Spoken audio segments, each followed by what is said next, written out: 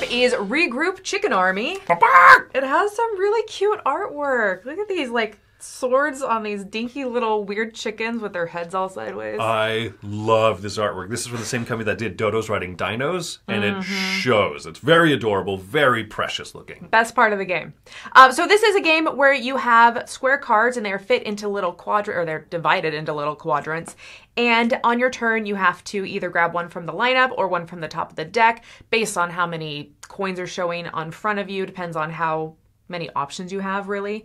But essentially what you're doing is you're laying one corner of a card on top of another card, at least minimum, and then you are trying to balance how many swords versus shields you have versus magic power versus magic shields, and you're essentially like fighting the people across the table from you.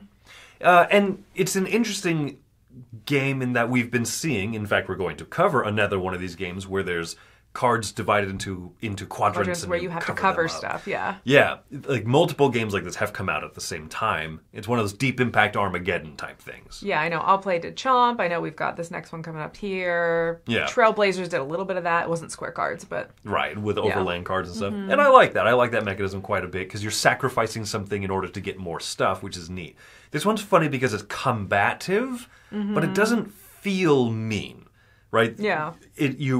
At the end of each round, everybody attacks everybody. So it's not like I'm isolating, I'm trying to lay out my thing just to mess up Wendy. Boom, shakalaka. Well, right? you are in a two-player game. Well, that's true. You're totally trying to mess up Wendy. But you're also just trying to build your best. You're just trying to do your best. Yeah, you're just trying to build a cool thing, and you are looking at other people and being like, hey, he doesn't have a lot of magical shield, so if I build up my magic and I make it bigger, that'd be awesome. There's some games where there's that confrontation and it feels mean, and this one to me doesn't. It just kind of feels like a form of getting victory points. But I gotta say, I'm charmed by it. I know the goofy chicken art, the chicken holding the sword, really helps sell the game. Yeah. I think the art is the best part for me. I think it's adorable, but am I ever going to pick it up again? I don't think so. You don't think so? So this is gonna be a 6. I think if someone asked me and they're like, "Oh, do you want to play Chicken Army? It's so cool." Like if they're won over by the art enough that they want to play it, I'd play it because I think that is a totally fun game. But the actual mechanisms behind it are just fine. See, and for me it's a 7 because I find it to be quick enough, just such a fast-paced game. Yeah. And I am really charmed by it. I might be a little bit more charmed by the art than I should be, but I think it sets the tone of what type of game this is. Quick, goofy, silly. Is it highly strategic? Not really. There is a little variant in there where you have a health card, which is a little bit of an annoying way to track your health. You have to kind of move a card behind another one.